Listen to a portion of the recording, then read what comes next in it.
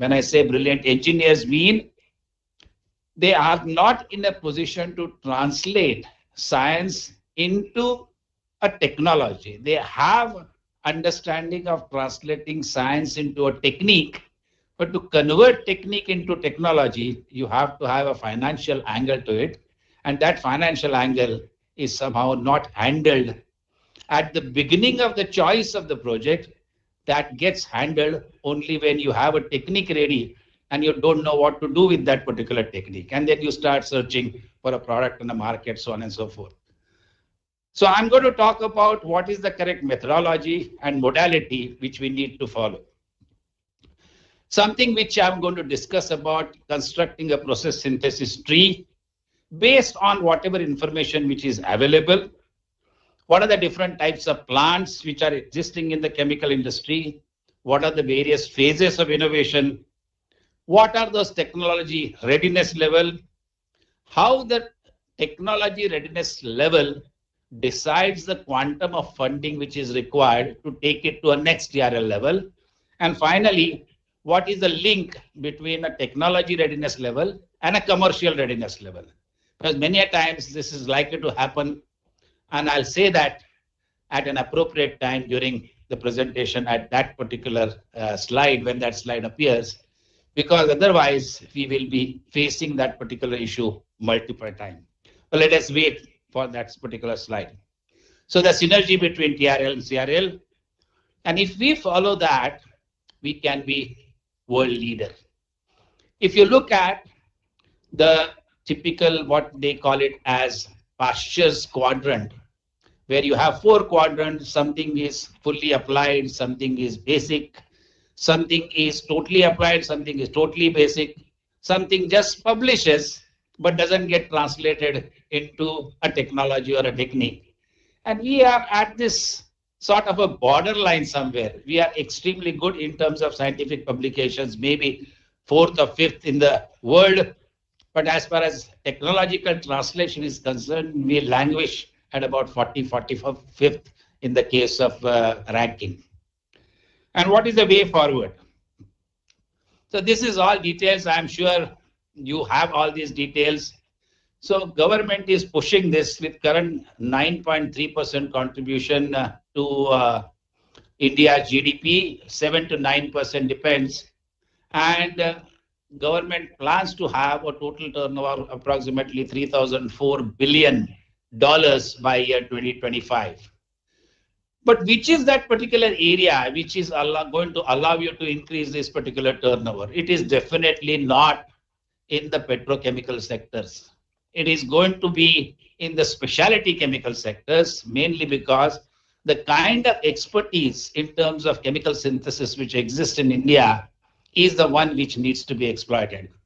If you are going to disrupt the existing value chain for the starting material, such as maybe petrochemicals, the kind of investments which are required are so large that to disrupt the existing value chain or existing market scenario, the investments probably are 10 times our annual budget. So it is just not physically possible. Whereas with a fraction of this investment in the specialty chemicals, we can bring about the same value, because the economic value addition which you get from specialty chemicals is much, much larger as compared to economic value addition which you will get. Just to give you a simple example, you have a refinery. In the refinery, you produce fuel and you produce lubricating oil. Fuels are sold maybe 60, 70, 80, 100 rupees a liter. Lubricating oils are sold at 500 rupees a liter. Why it is that? Base is same. You add a certain specific additives to it, which gives it the tribological property, and it serves a specific function. The functionality of that allows you to charge. So if you look at any petroleum refinery, you will find that 80% of the profits of petroleum refinery comes from 3% volume, which is hydrocarbons used in the lubricating oil. Rest of the things, well, it also ran category. And this is exactly what we need to exploit because we have that particular expertise available, and I'll dwell upon it a bit more later on. So the specialty chemicals business as such is growing approximately 12 to 14% annually, which is about 2 to 2.5 times that of GDP. Now, this is a significant opportunity which is available to us. Polymers, agrochemicals present immense growth opportunities. Industries de-license except hazardous chemical. And I know I am also chairing Ministry of Environment, Forestry and Climate Change, Industry 3, the synthetic organic chemicals. So I know what sort of chemicals people are coming up and trying to put up factories. And you would not believe we are having meeting every 2 weeks for 2 days. In every meeting, we clear about 20 proposals without break for the past 3 years. You consider 20 proposals being cleared or 40 proposals being cleared every month for 2 years, 24. So 240 to 300 new industries have coming up every year. Now, this is the opportunity. And why are they coming up? Mainly because they have market. They are actually showing that they can make money out of it and then sell it, not only in India, but everywhere in the world. So the global shift towards Asia as the world's chemical manufacturing hub, I'm sure Prime Minister has multiple times told us that he wants to see India as a manufacturing hub. Chemical just happens to be one of the sectors. So these are typical areas where we have chemical sectors available. Agrochemicals, fertilizers, oil refineries, petrochemicals, dyes, dye intermediates, chloralkali, bulk drugs, paints, and inks. And I'll tell you Indian ingenuity. In 1970s, the European dye industry was completely destroyed by Indian dyestuff industries when they started making dyes. But when they were making dyes and dye intermediates, they did not bother about the environment, as a result of which the cost of manufacturing was significantly lower as compared to the cost of manufacturing of European industries. Over a period of 3 to 5 years, the European industries had to shut down their shops and they started importing the dyes and intermediates from Indian industries. And it peaked up. The China came along and China did exactly the same what we did to the European chemical industry. But China also realized that particular fact that this particular thing cannot go on forever. They cannot keep on abusing the environment. So they started tightening screws. Many industries had to shut down, and this is where the Indian ingenuity come into play. Indian environmental sector had also significantly tightened the screws. But when China started shutting down the factories, Indian business people went to China, purchased their second-hand equipments at throwaway prices, brought those equipments out there. Now you have reduced your capital investment significantly. You could afford to put effluent treatment plant, and now you started producing chemicals again. And now we are regained our earlier position as far as dyestuff industry is concerned. There is something to learn from this. See, one of the major problems in Indian scenario is capital is much more expensive. So we have to look into an opportunity where the capital intensive innovations are less, but intellectual innovations are significantly more, and we have that capability in India. So specialty chemicals, flavors, fragrance ingredients, and I'm sure CSIR labs have got presence in all of these specialty chemicals, right? Dyes and pigments, personal care active ingredients, water chemicals, construction chemicals, surfactant chemicals, textile chemicals, polymer additives, agrochemicals. Then why we are not having something like the Dows and DuPonts and the BASF type of presence in the whole world? One of the things which we are lacking is an excellent application center. We have the capability of synthesizing a chemical, but to translate that chemical and sell it to the outside world, we need to show its applicability. So we need to have an excellent application center, and that is where the European and US industries score, because they have got outstanding application centers. They are having a complete understanding of the structure property relationship of various molecules, and these molecules then are introduced into the market. And being a market leader, if you come as a second person to make it, your product is always likely to be compared with a product which has already been introduced into the market. And to be able to show your product is better, cheaper, you need to show that application center. Else, you need to offer significant economic incentives for them to buy it. And once it's like a human nature, when people are used to subsidies, you remove subsidies, people are going to agitate. Similarly, people start buying things with the subsidized product to capture the market. The moment you remove subsidies, they are going to agitate and start looking elsewhere. And I will dwell upon this in a bit more detail later on. So in the chemical industry, the basic problem is the time which is required to mature the technology. It has approximately 10 years as compared to, let's say, a software industry. 1 year, 2 years are more than enough. An engineering industry, maybe 4 or 5 years. But the stages in which the chemical industry goes, the maturity period is approximately 8 to 10 years. So we need to devise a method or a system by which you can crash this particular period. Those who have learned the technique of PERT and CPM, there is a process which is called as a crashing of the project. And this crashing of the project is done by allotting more resources to an activity where the activity can be speeded up. And you need to identify a critical activity, because if you are going to speed up activities which are non-critical, then it is not going to serve the purpose. So you need to identify which is the critical activity, and to identify that critical activity, understanding of TRL level in totality is absolutely essential. Because in a chemical industry, there are various technologies at play. Distillation is there, separation is there, purification is there, crystallization is there. And each of these technologies has got different levels of TRL.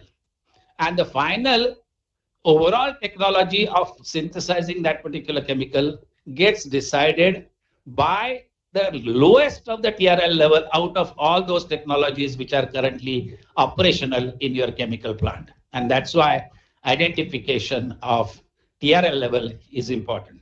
So evaluation of technology maturity is, of course, understanding of the TRL level. So the original TRL level was done way back in 1974 by Stan Sadin for NASA. And there they wanted to predict what is the readiness level of launching a rocket, what are the different aspects which are there, and then this particular technology readiness level was translated to either chemical industries or engineering industries, so on and so forth. I have borrowed most of my presentations from two main papers. One paper appeared in Industrial Engineering and Chemistry, and second paper appeared in one of the UK journals. I will give the references of those which talks about TRL level as well as CRL level and the links between the two. But I will briefly go to describe all that sum up here. If anybody is interested in going a bit more detail, I will make those references available to you. So this is where the process synthesis tree occurs. Product identification. How do we identify a product? In the context of CSIR, what tends to happen is the following. Correct me if I am wrong. Scientists are selected based on their scientific capabilities. All brilliant scientists, no doubt about it. They continue to work trying to find out more and more science. And then somebody like Kalai Selvi comes and tells you, what is the use of this science? Show me where this science can be converted into technology.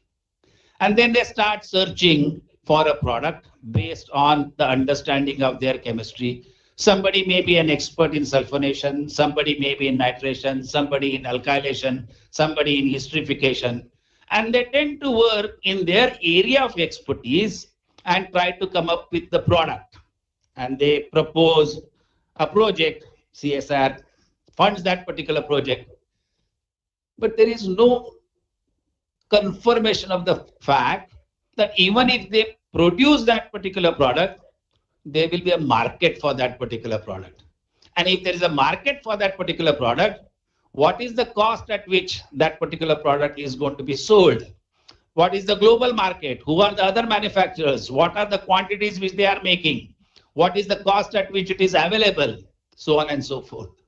So what is really required, and I was very pleased when I was discussing with the DG, that this thematic area with which you have started your activity is the activity in the right direction, where based on that particular theme, based on the need of an industry, based on the market. Now look at any funding agency. When you submit a techno-economic feasibility report to a funding agency, the person who is going to invest or the person who is going to fund, what is the first thing which he or she is going to look for?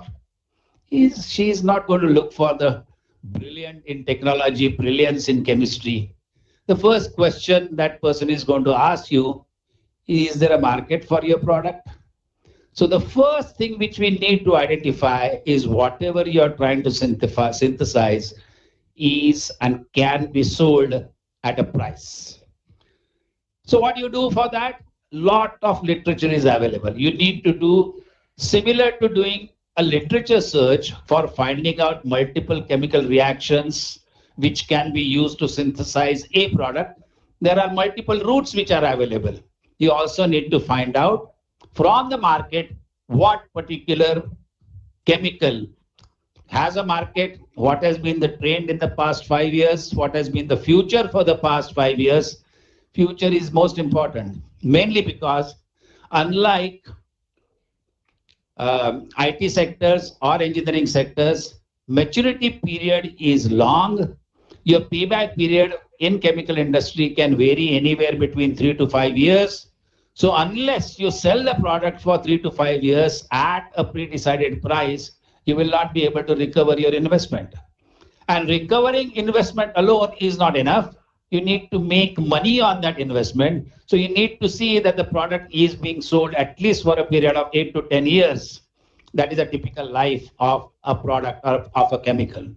So unless you have a market for that duration in terms of quantity, it is going to be difficult for you to even think of synthesizing something. And then we will spend money, come up with the processes, make the product, but then we are stuck up with the product which is available, technique is available, but the technology is not going to be commercialized. And that is where the CRL level will come, and we'll talk about that. So we carry out a literature survey. Out of 4 or 5 routes, we choose one particular route. Why do we choose that route? Because that route gives me a possible product. The methodology, the chemists understand it very well. And then you do a preliminary economic analysis. What is this economic analysis involve? It just involves the cost of the raw material and the cost of the price of the final product. If the cost of the raw material is 50% or less than the final price of the product, then you can proceed ahead. If it is 60%, 70%, 80%, but if it's a one-step process, you may still consider it. But if it's a multi-step synthesis, then every time your yields are going to go on decreasing. So you can imagine you have 90% yield in every reaction, and there are, let's say, 5 steps which are involved, which is typically the case in case of pharmaceutical ingredients or APIs. So 0.9 into 0.9 into 0.9 into 0.9, you do it 5 times, and your product contribution from raw material comes out to be 50%. So these are some broad rules of thumbs which we can use at this stage and decide yes or no. And based on 4 or 5 different alternatives which we have, we choose that this is a chemistry which I am going to follow. So economic conclusion, if it is yes, then you move on and develop an input-output diagram. I'm going to refer to this particular diagram, process synthesis tree, in slides 10, 11, 12, 13, a bit more detail later on. Then we identify the sub-processes. That means what are the unit operations, unit processes which are being carried out to synthesize intermediates, convert that, purify that, separate that, so on and so forth. And what we do is develop a functional diagram. Functional diagram means a reaction, a separation, a purification. These are the functions which these specific units are supposed to carry out as a part of the entire chemical plant, which then gets converted into flow diagram with the material and energy balance. And then you have to make a choice of the equipment. When you say a choice of the equipment means you are going to use a distillation column. Should I be using a distillation column with the random packings, or should I be using distillation column with structured packing, which is going to be more expensive? The cost of the equipment will change. So you decide the choice of the equipment and you develop a flow sheet. Now, if you develop a flow sheet, once the flow sheet or P&ID, process and instrumentation diagram, is ready, again you have to assess the economic valuation.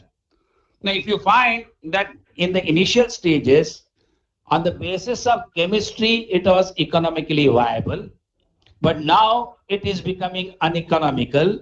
If there are 2 options which are there, there could be a third option as well. If it is no, the answer to it is no, then you go back to the chemistry and see how the chemistry can be tweaked. If the answer is yes, or there could be answer of maybe. If the answer is yes, then it becomes a candidate. If the answer is maybe, then the line is missing or a diagram or an arrow is missing out here. You need to go back to the specific choice of the equipment. Because till you made the choice of the equipment, the synthesis tree was showing viable economics. But because you made a choice of the equipment, it is now rendering capital intensive and it is now rendering maybe category. How can I rectify that? Can I use second-hand equipments? Can I combine 2 or 3 operations into a single equipment and reduce it to make this particular process economically viable again? So there are yes, no, or maybe, and then we need to sort of reiterate till we identify a candidate process, which is now for us to take it forward. This is a very busy slide. Don't bother to read it, but I'm just going to explain in brief what is going to be there. Please tell me the time this thing. Because I get carried away. So we have a laboratory. So typical tasks which we carry out in laboratory. In the future, characteristics elements. Analysis, basic kinetic studies, thermodynamic studies, analysis of thermodynamic properties. Many a times what happens is, you know the chemistry, you can handle that particular chemistry on a lab scale very easily. But when it comes to scale up version, engineering properties which are required, physico-chemical properties of the chemicals which are required for engineering design of the equipments are many a times are not available. So you need to study those properties at the operating temperature and pressure conditions, and that is very expensive proposition. Many of the software tools are available based on the group contribution theory, so on and so forth, but you cannot be investing ₹1 crore based on the calculations done on the group contribution theories unless you have 2 or 3 real data confirming that your group contribution method is correct and predicting the properties properly. And this is very expensive proposition. So what you try to do is you have multiple points in the process elements which are there, you connect it and put it in the form of a mini plant. It is not a pilot plant, it is not necessarily a lab plant, but it is a mini plant. Doesn't have to be continuous, but it still sticks to the time schedule. I'll give you a simple example. We developed an herbicide for Godrej Industries Limited. At a 1 kg level, everything worked out beautiful. The product showed 97% purity, had an excellent functionality as a herbicide, and we decided to scale it up to 1 ton, from 5 kgs to 1 ton. The only difference in that was there was a process of filtration. In case of a lab, that 1 kg mass, 5 liters of mass could be filtered in about 10 minutes. Whereas in case of 1 ton, approximately 3,000 liters of mass could be filtered over a period of 3 hours. Now the product was remaining in that filtrate for 3 hours as against 10 minutes, and we realized that keeping that product in that particular atmosphere for 3 hours was degrading the product. So these kind of analysis needs to be carried out before you do the scale up. So we had to stabilize that particular product by adjusting the pH before we could carry out that filtration, and then the process was standardized, and then now the product is available in the market. The point which I'm trying to make is there's a difference between the mini plant. Mini plant tells you what are the specific functions, and you need to find out the time required for those functions and whether these times can be compromised when you scale it up, or they need to be matched exactly as per the mini plant is concerned. Then you have a pilot plant where you require significantly higher levels of investment. I'll talk about TRL level and the investment levels which we talked. And then we have a demo plant, general proof that the technology is suitable for the targeted economic purposes. And this is where actually at pilot stage itself, the CRL makes an entry. Right, till that time, CRL has no significance, as we will see in due course of time. Then it is a question of integration, and you will always find that every new plant which comes out doesn't produce 100% of its rated capacity in the first year. It produces maybe 60%, 70%, but there are plants which will produce 120% and 30% and 40% of its capacity as the technology matures. Now, the simple reason for that is you have not done the design from the first principles everywhere. You have used empiricism, and that empiricism allows you to exploit. You give me any plant which is designed in, let's say, 70s and 80s, and let me have a look at it, and I guarantee I'll give at least a 30% enhancement in that particular plant with minimal investment. I was consultant to Godrej Industries Limited, make fatty alcohols, had a plant capacity of 70,000 tons per annum. With an investment of few thousand, we could take up that capacity to 140,000, double the capacity. Now that, of course, is going to make the product economically much viable. It is going to make you a market leader, but this kind of analysis is required. So let's move on and move to our TRL level. Basic research doesn't include the TRL. It's what we call it as a blue sky research, exploratory research. And many of the scientists who are selected in the CSIR set or CSIR systems have outstanding capabilities in this particular direction. I think they are brilliant. I have absolutely no complaint about their scientific capabilities at all. None whatsoever. Then it comes to applied research, and now it is a basic question mark out there. What tends to happen is scientists usually don't like to be told what to do. Right? This is where the basic problem arises. They feel that they are independent free birds. Now that is only true in case of people like us in academics, where nobody dictate, you must work on this area, you must work on this area. I don't want to work. I do my teaching. Don't ask me to what I need to work on.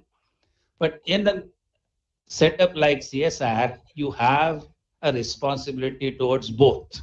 You are partly academic, you are partly industries. So you must be in a position to at least compromise your time, partly for basic research and partly for applied research. And I say that even in case of academics, every academic should at least spend 15-20% of its time in identifying socially relevant problems using the same technique, technology, or engineering skills which you have learned. And these engineering skills can then be applied. You develop technologies which will benefit industry by all means. Earn your money through that, through consultancy, no problems at all. But at least have some, let's say, responsible feeling. Government has spent huge amounts of money on your education. When I did my BTech from IIT, my annual fee was 420 rupees, 120 rupees for 12 months of hostel, 300 rupees for tuition fees. And I completed my education in terms of 5 years of integrated BTech with fees being paid 420 rupees. Now, if I don't own this responsibility and contribute to the industry, what is the purpose of my education? Not acceptable. You have to be in a position to give some time as a national responsibility to come up with socially relevant problems and use your engineering and technological skills to find such social problems. We get time, I'll tell you some of these products which we have developed in ICT. So you have applied research, then the development describes the conversion of research into creation of new and improved products and processes. Improved products and processes can be in terms of kinetics, in terms of materials, in terms of utilities, so on and so forth. Right? Multiple options of optimizations are available and cost reductions are available. As per Professor Sharma's favorite saying, no technology is ever mature.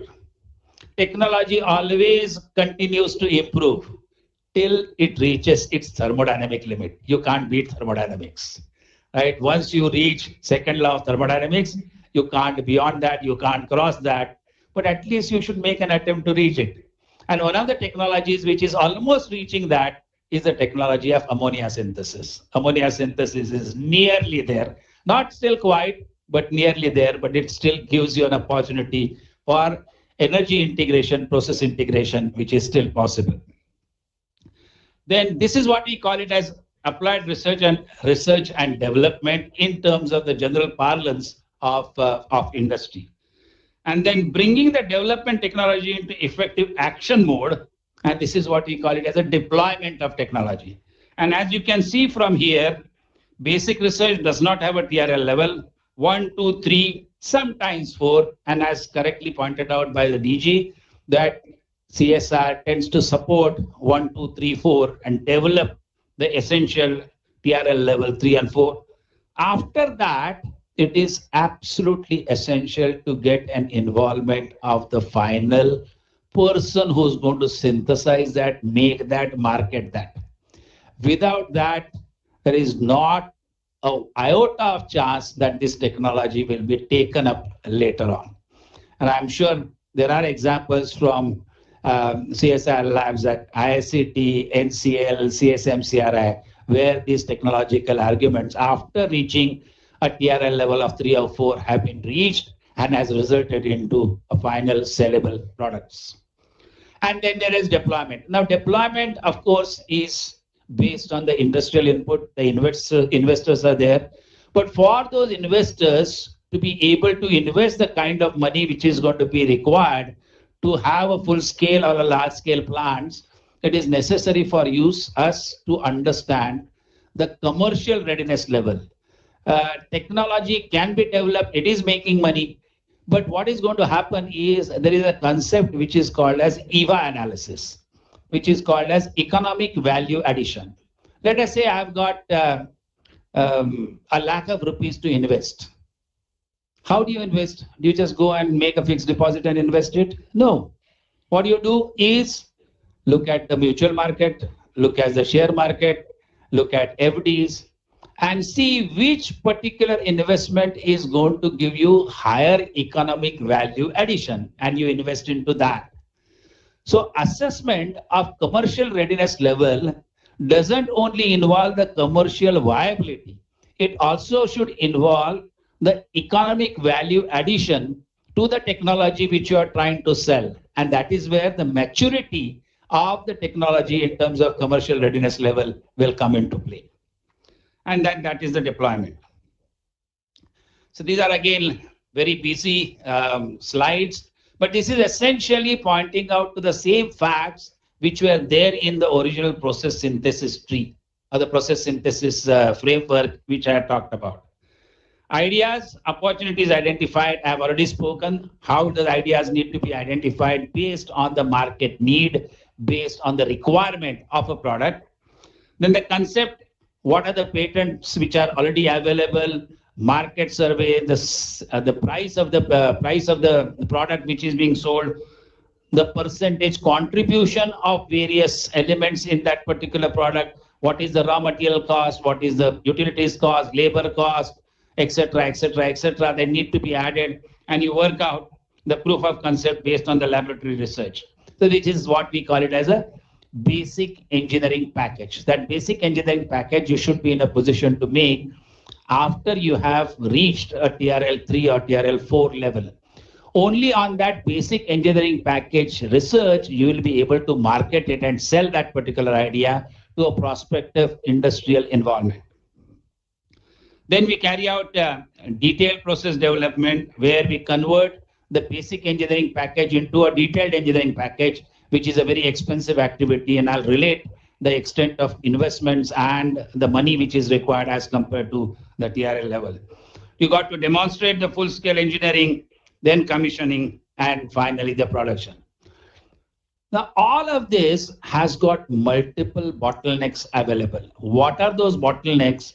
Only when you look at specific case studies, and if you are keen to have a look at our business case studies, our business school magazines, you will find umpteen number of case studies available, especially in terms of business. They won't talk about the technological readiness level, but they definitely talk about commercial readiness level, which you can utilize. Then you have project criteria. See, general project criteria, which is related to the input-output diagram, which I talked about in the case of process synthesis tree. So there's a tangible work result, the workplace where you carry it out, and what is the outcome, what is the deliverables at that. In terms of ideas, idea, rough concept, vision, strategy paper.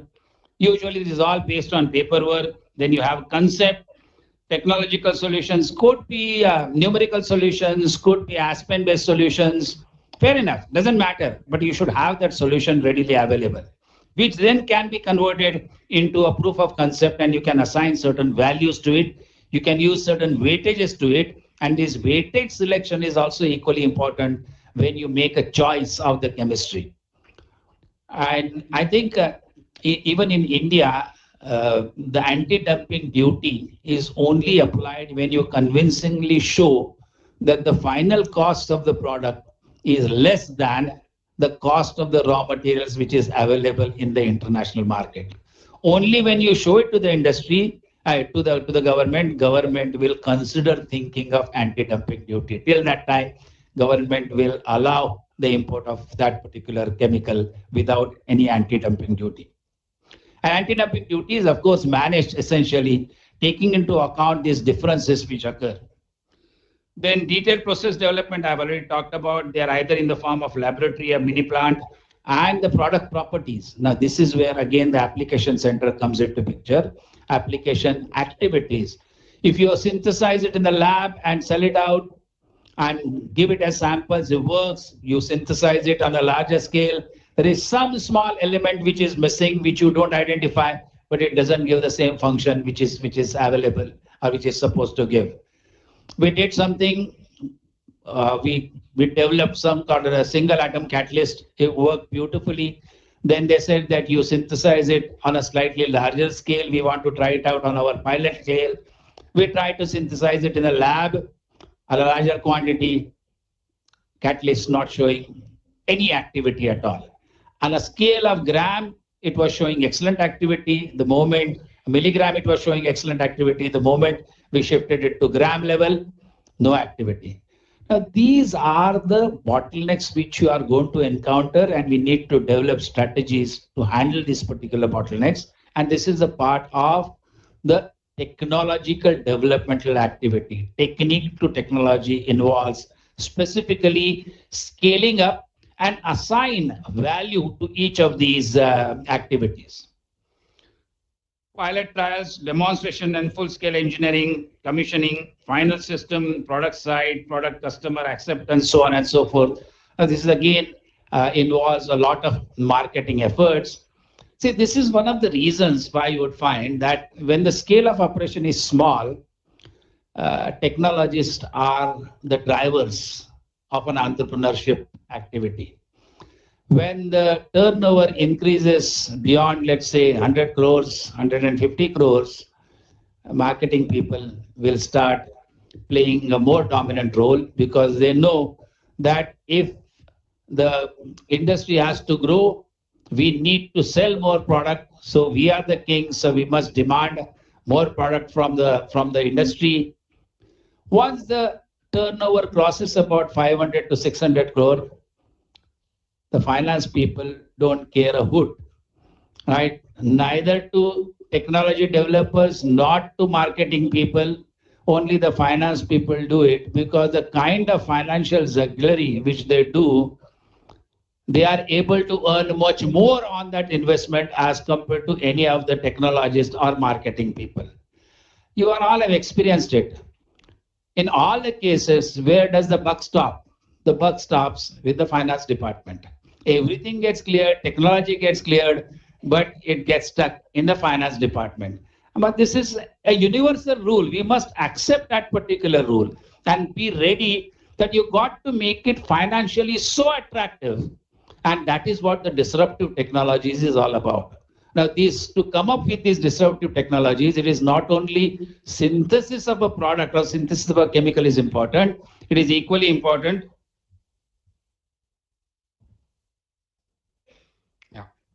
It is equally important for us to look at the costs associated with it and the kind of cost benefits which you are going to get. And that is the only language the finance people understand. You show me an increase in the bottom line at the end of the year, fine, done, money given. Again, these are all details, reaction engineering ideas. See, many of these complex synthetic organic chemistry based reactions are very difficult to analyze from kinetics point of view. Not impossible, but the number of experiments which need to be carried out are very, very difficult. And this is where the new concept of digital twin comes into play. You don't necessarily have to carry out experiments to understand the kinetics. You can use a data-based approach. You carry out multiple experiments on a smaller scale, little variations in the parameters which you are likely to have, generate a lot of data, and let the AI or ML crunch that particular data and come up with a model which is statistically significant, scientifically rubbish. You don't worry about it. Ultimately, what is your objective? Your objective is the system should work at an enhanced scale.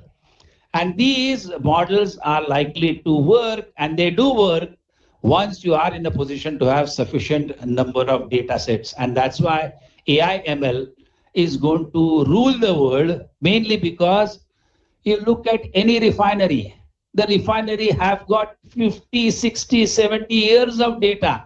They don't know what to do with that particular data. Similarly, our government is insisting that every effluent treatment plant, every boiler should have an online monitoring system of emissions, online monitoring system of COD, BOD. Who's doing what with that data? I have absolutely no clue.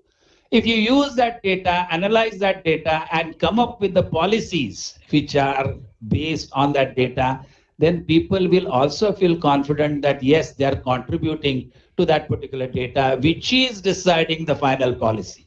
So it is important for us to also consider that. So proof of concept, preliminary process development, feasibility of the reaction, kinetic data, pilot trials. This is again various stages. How these stages are important in the overall process synthesis tree development, which I talked about. I had only sort of a box and blocks out there. Each of these slides essentially tell me about details of those blocks and what we really need to carry out. Process system engineering is another important, mainly because you're integrating multiple activities in the final process plant. It is necessary for us to have the processes which are accounted for, the interlinkages and interrelationship between the various processes. Again, unit operations, combining unit operations, whether cost can be reduced by having multiple, can I have a filter cum dryer? Can I have a reactive distillation? Right, a simple reactive distillation, one column can synthesize esterification-based reactions like acetate, butyrate, so on and so forth, as against 6, 7 columns which used to operate earlier. So such type of technology, disruptive technologies are available, are being developed. And that's why I say no process is ever mature. Processes are likely to get developed continuously. So the final flow diagram, again, concept, preliminary economics, preliminary process development, economics based on sub-processes, detailed process development, process flow diagram, P&ID, where you have Aspen, optimization, ANSYS, CFD simulations available. You can use all these techniques available. It's not necessary for you to actually do the experiments. Numerical experiments are equally strong, equally predictable, and equally accepted. Then you have pilot plant trials, enhanced processes, again, economic based on the choices of the equipment. Then you have a candidate process. And as I said, most of these designs, if they're empirical in nature, over a period, as the technology matures, you would be in a position to get at least 30% enhancement in the productivity of these chemicals. So these are the typical recommendations which are made in terms of your thinking, in terms of commodity chemicals, pseudo-commodity chemicals, fine chemicals, and specialty chemicals. Right? These are the tons per annum, and at various scales of operation, what are the typical scales at which they need to be carried out so that with a confidence you can scale it up to different sizes and to get full scale production. So at proof of concept level, at what scale, preliminary process development at what scale, detailed process development, pilot, demonstration, commissioning, and product. Depending upon the type of chemical which you have identified, whether it fits into a commodity chemical or pseudo-commodity chemical, a fine chemical or a specialty chemicals, boundaries are not rigid. The boundaries can go here and there. And you see the kind of development which happens in pharmaceutical industry, which is really exploiting. But pharmaceutical industry has got a different model. What do? They don't identify new molecule, because identifying new molecule going through phase 1, phase 2, phase 3 trials is extremely difficult. So what they do, they look out for the patents which are going to go off after 20 years, identify those patents, look at the processes, tweak the patents so that they can put a drug master file, claim their patents, and the moment patent comes off the line, they start producing it. But here also, in the hurry of filing a DMF or a drug master file, many of these processes are sub-optimized. And then they realize I could have done this much better, but it is too much of an effort to change the DMF again and get it. By that time, the generic has already gone into the market. They are already being sold. So once you start getting money, people sit. They don't necessarily want to improve. Right. So these are some of the examples which I have given in terms of TRL. I'm going to skip both these slides. And this thing is available to you. You can use it. So in case of, if you say separation is the idea, then I have distillation, rectification column, tray column. And you look at the TRL levels of each of these. What is the knowledge base which is available to us? What is the theoretical models which are available to us, on the basis of which we can do a confident design and confident deployment? Similarly, if I extend this further and take a case study, you look at the various stages of the manufacturing activity, a continuous hydroformylation, and you will find that at different stages are at different TRL level. But as far as the overall hydroformylation and the formation of the product is concerned, it is at only TRL 4, the minimum or the lowest TRL level among all the activities which are present in there. And that's the most important thing to understand. It's like identifying a rate controlling step in your chemical synthesis process. If it's a 5-step reaction, one of the steps is slowest step, then that is the step which needs to be worked upon to speed up that particular step. So what is CRL, right? So commercial readiness level assesses the product's commercial maturity on a scale 1 to 6. TRL was 1 to 9, 1 to 10. Initially started with 7, then the 2 scales were added later on. Starts at CRL 1 when the commercial potential first emerges, right? That means, yes, it appears that this particular product has a commercial value. The commercial readiness level, like TRL, is critical for determining and measuring organizational maturity. Right? What do you mean by organizational maturity? You have a technique available, you have a technology available, but am I, as an organization, have the capability of exploiting that particular technology?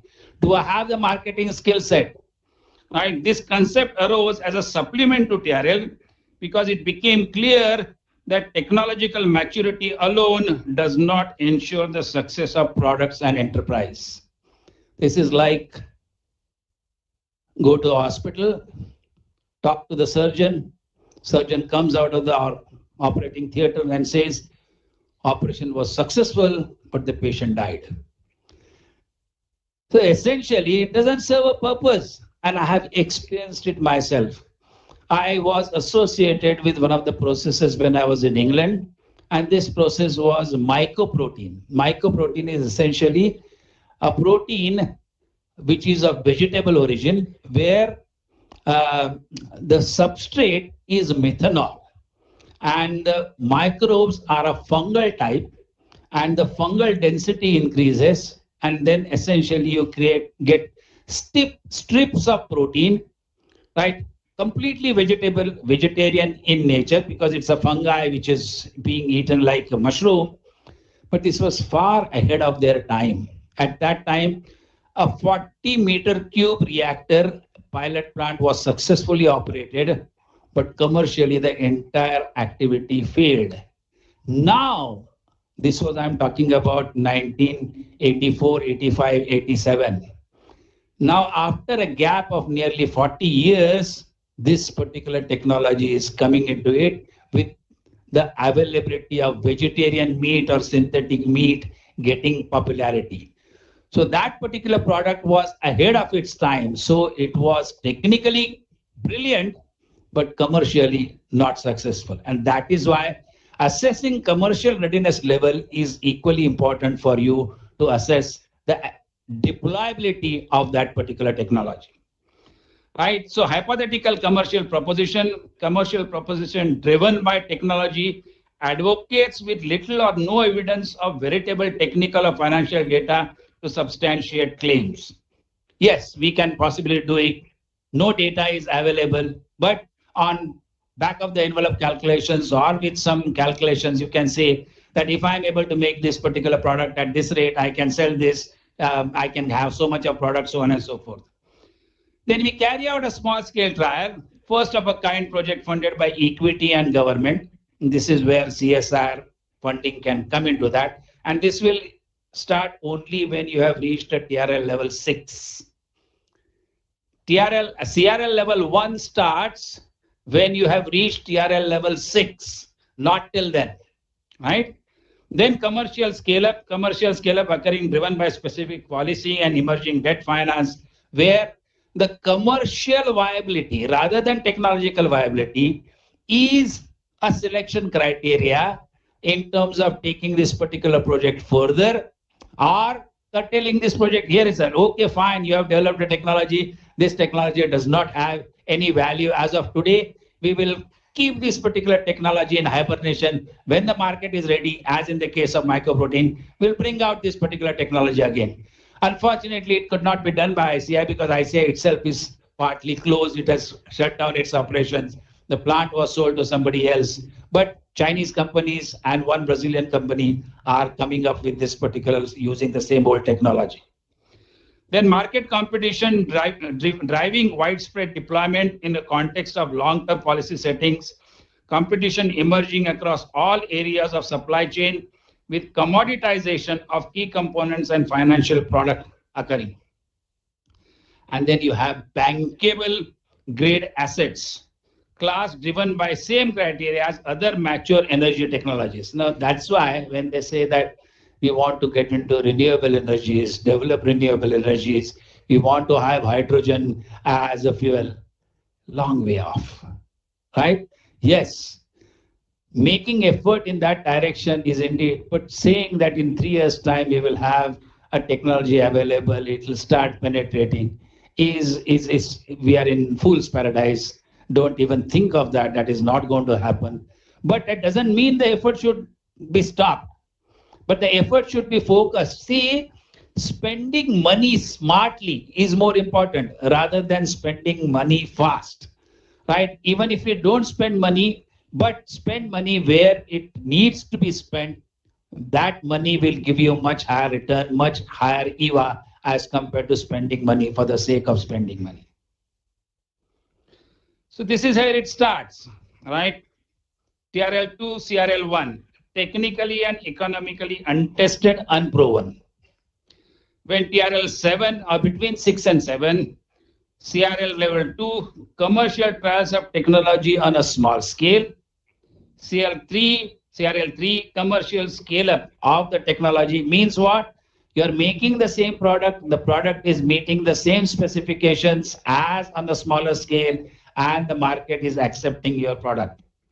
Then CRL4, multiple locations at which are similar, not only one plant, but 2 plants, 3 plants, 4 plants, and that is what will give a confidence to the investor that he or she is not the first investor. Now, this is a typical question which is always asked by an industry. When you suggest a new innovation to them, the first question which the Indian entrepreneur asks, when I say, I shouldn't say entrepreneur, but industrialist, is, "Pehle kisne kiya hai?" They are afraid to try something new, right? They don't want to be guinea pigs. Now, this mentality has to change if Indians are going to get into innovative solutions for making of chemicals. But it is up to us to convince them, right? Kisi ne kiya nahi hoga, but theoretically you look at it. I'm proving it on the basis of paper. Doing these theoretical calculations, you show it to best scientists in the world, let them validate those and come out with a mistake. If the mistake is there, I will not say it. And this is what the scientist's responsibility is. Whenever they are offering innovative or solutions for the first time, it is his or her responsibility to convince the person who's going to implement or employ that particular technology or the suggestions. Then CRL5, market competition, industrial acceptance, driving by widespread application, and readily financial support of technology by bank. That is CRL6. Meaning what? You come up with that particular technology, go to a bank, and bank will say, "Oh, you are using this particular technology supplied by UOP? Yes, we are willing to fund this particular activity." That is the commercial readiness level 7, where you can say now that this technology, I can sell it anywhere in the world. So the technology readiness level and commercial readiness level go hand in hand, but at various stages. There is one particular slide which is missing.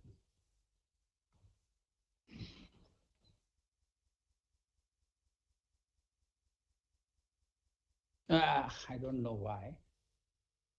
There's a figure out there. It essentially was showing the following. I don't know why it is not being seen. But what it shows that the technology readiness level up to TRL3 or 4, about 4 to 5% of the overall project cost needs to be spent. 4 to 5% of the overall project cost. From technology 4 to 7, you need to spend almost 40 to 50% of the overall project cost. And that is what we call it as a valley of death. Majority of the technologies are successful TRL4 And because they have not been commercially assessed in the right format at the right stage, they don't get any support. And they don't get any support, obviously, they can't proceed from TRL4 to TRL7, 8, where the industry is willing to invest into it.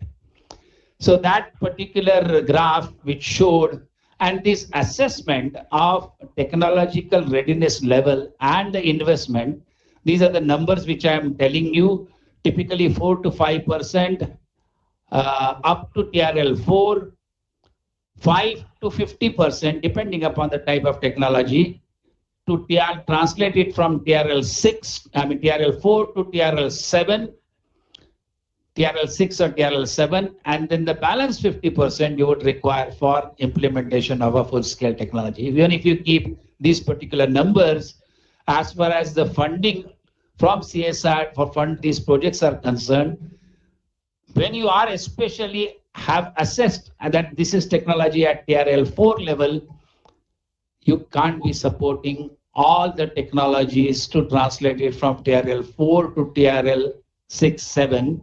You need to do EVA analysis of this technology. Meaning, if I'm going to invest 2 crores of rupees on this particular technology, and if the technology is taken to TRL6, 7 level, can the spending of 2 crores of rupees by CSIR is going to result into technology which will give me an annual revenue of 20 crores when the technology is matured 10 times, order of magnitude. And out of 10 TRL4 technology, you select 1 or 2 or 3 at the most, depending upon your budget. And you support those that will ensure the funding available for the right technologies which are at a commercial break-even level, and the kind of revenue which the CSIR will able to get. EVA analysis, economic value addition. If you are investing 2 crores from TRL4 to TRL6, you must expect a return of at least 10 crores, right, or 20 crores, 10 times. If that is your criteria, you will have a project assessment done by professionals, and you people have the capability to do this activity. So if you combine TRLs and CRL, the synergy, it is accelerated time to the market. It reduces the risk mitigation, efficient resource allocation. The one which I just mentioned is you have limited resources and you're allocating resources which gives you a maximum EVA, maximum economic value addition. It also going to foster innovation because people will start thinking right from the beginning that they are not just innovating it, they are innovating is essentially to earn money. Jugaad is fine, but that Jugaad needs to be scaled up, it is translatable, and it can be implemented or deployed at multiple locations. So it becomes now a customer-centric approach rather than a scientist-centric approach, which currently is existing in CSIR. It should be a customer-centric approach. And the customers are who? Customer is our nation. A nation is your customer. And whatever are the needs of the customer, you must service the needs of these customers. So what is the way forward? To further strengthen the discussion about TRLs and CRLs in chemical industry, a lot more work can be done. There are excellent reports, articles available on both these particular aspects. To encourage application and adaptation of these presented scales, additional criteria and TRL, CRL level can be arrived at depending upon your own experience. It's like when the original 7 level TRL was being adopted for chemical industry, they found that this is not enough. You need to have additional 2-3 TRLs added to it, as a result of which they came up to TRL 9, TRL 10. Safety engineering, every activity needs to be assessed in terms of safety, not only economic EVA, but EVA at what cost also needs to be looked into, whether it is at the cost of environment, whether it is at the cost of green cover. All these things need to be looked at. Project characteristics, what are the people, institutions which are involved, guidance on how to derive a maturation plan for R&D, and D means deployment. Research and development and deployment tasks which you are going to carry out. and adaptation of scale of different purposes, readiness for ecologically sustainable production. One last point which I'll make in a minute and then I'll stop. Any of the large scale mega projects, which are essentially, we call it as a big ticket project, should involve some social scientists, not only engineering or basic scientists. Mainly because the basic scientists decide that this is the product which the society needs. I can decide that this is the product they definitely need. And when they develop a product and they go to the society says, who asked you to develop this product? I'm not interested in this product. As a result of which all the efforts are completely lost. Right? Most of the US and UK or European funding agency, when they are sponsoring projects, along with the PI, which could be an expert in that particular scientific field, they also have marketing people and they also have social scientists assessing every activity during the project developmental stage and checking whether the outcome of this particular activity is going to be socially acceptable or not. If it is not acceptable, they will stop from wasting time, wasting resources, wasting money in conducting that particular activity because it is not part of the project. The deliverables doesn't include exploratory science or a blue sky research. It expects you to deliver, which is a socially acceptable process or a product. I think I'm going to stop here and thank you very much for your patient listening. And if I've exceeded my time, my apologies to you, but this is where I'll be more than happy to answer any queries, questions which you may have. Thank you.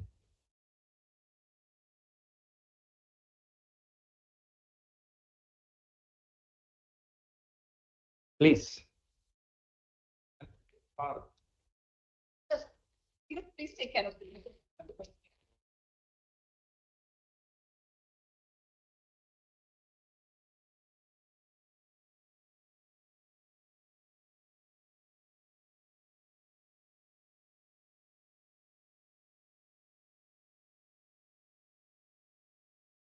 Hello, sir. Yeah, fantastic talk.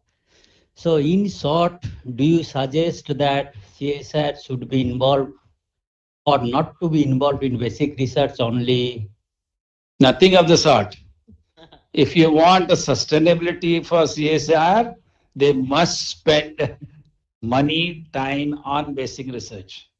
It is just a question of orienting the brilliant scientific minds which are there in CSIR, that their job is not only doing the basic research, but out of 10 exploratory ideas which they are working on, at least think of one or two ideas which also have a commercial viability. So, yeah. And second question is that, like you told TRL 1 to TRL 10, and how many steps of TRL level CSR can cross at this moment, or do you expect to cross from bottom to top or up to certain level and then bring partners, something like that, or all together from No, 1 I to think 10? as far as CSIR's budget is concerned, CSIR does not have the wherewithal or the budget to support technology from TRL 1 to TRL 10. No, sorry. Majority of the support should come to support activities which are up to TRL 4 and maybe one or two activities which are desperately needed or activities where are the nation's priority can then be utilized till to TRL 10 level. But even then, once you reach TRL 5 or 6, involvement of an industry or implementer is a must because CSR is not or does not have a wherewithal to run a commercial entity and market those particular technologies the way you expect those technologies to generate revenues.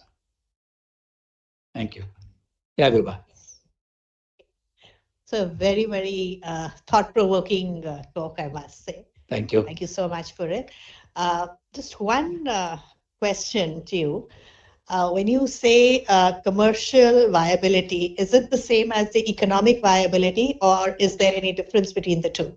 No, economic viability gets only on the basis of market which is there, market price of the product which is there, and what is your manufacturing cost.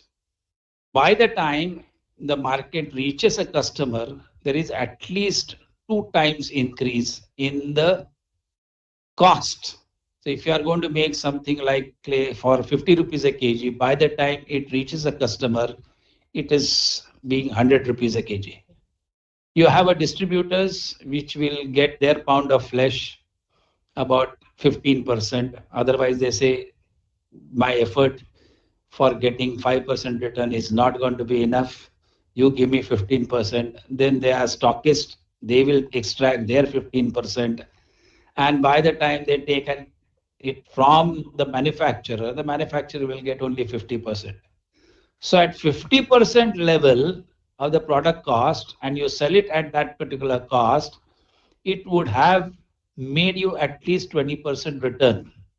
So your product cost in terms of the final product cost, and you being able to run an enterprise successfully and sustainably, you have to think in terms of 30 to 40% of the final product price which is there. This is in terms of economic viability, and this is all on a piece of paper. Commercial viability comes that you have an invoice and an order available from your prospective customer for the next 3 years, next 5 years, next 10 years, at least till you recover your investment and start making money on your investment. So commercial viability adds the marketing capability, market availability, and market level of maturity of the product as compared to only economic viability.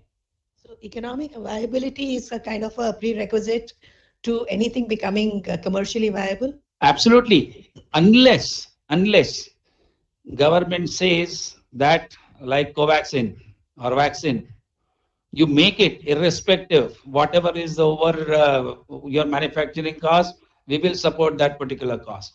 And then that doesn't become a commercial viability. Commercial viability, it becomes because you got an order from the government of 2 million doses, 10 million doses, 100 million doses, which are there, which is going to ensure that whatever investments in terms of vaccine manufacturing you have invested is going to pay back. Okay. Right. Thank you. Sir, very nice lecture. Thank you. We really liked it. My question is that... You're not saying it just for the sake of saying it, no? No. I really mean it. Because you know me, that's what I'm saying. No, I really mean it, sir. My question is that you suggested, you presented that the CRL, commercial readiness level, start somewhere around TRL 6. Yes. So if we have to go through TRL 1 to TRL 6 and then do the CRL and find that CRL is not feasible, then what happens to the investment on TRL 1 to 6? Very true. But that is what I'm saying, that TRL 4 to TRL 6, you will not be doing it on your own. You will be doing it in conjunction with an industry. You will not be spending all that money on your own. You have already spent money to bring it to TRL 4. TRL 4 to TRL 6, which is approximately 5 to 50%, significant amount of money should come from industry. Then only it is worthwhile for you to proceed. Otherwise, no.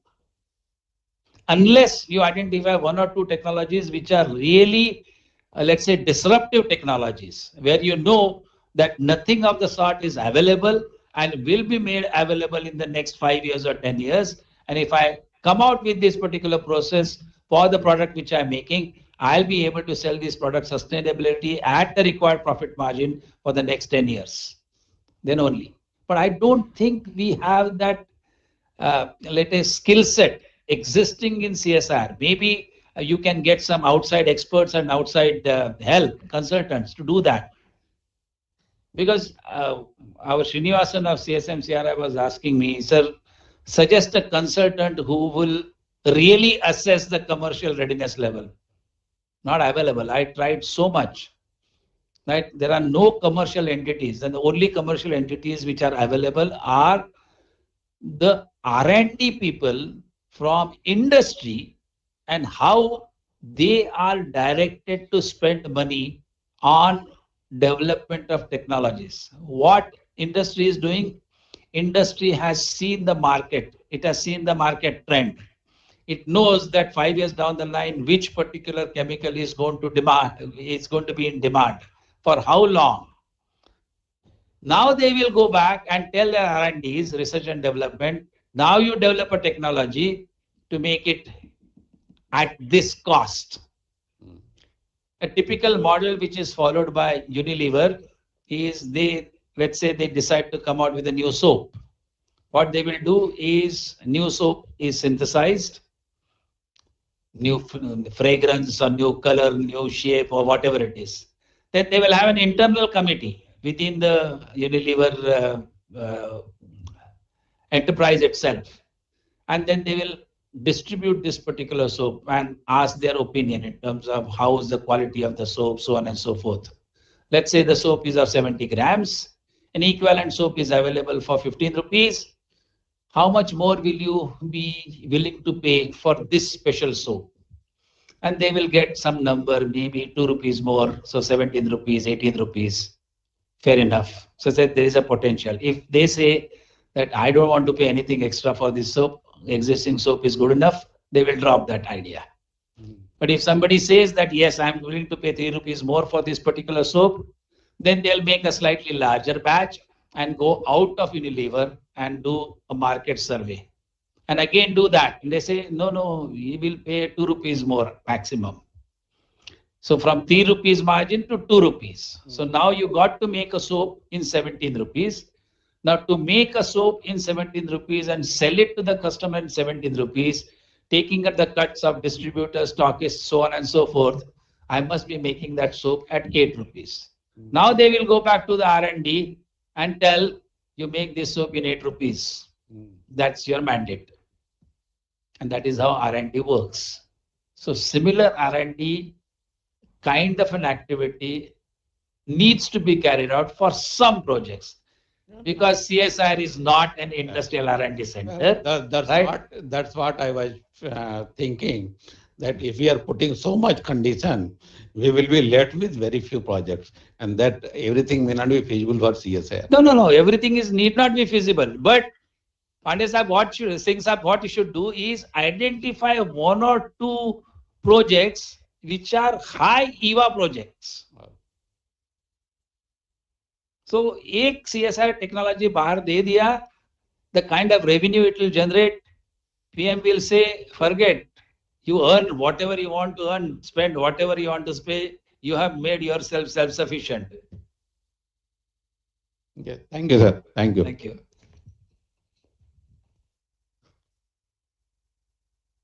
Yeah.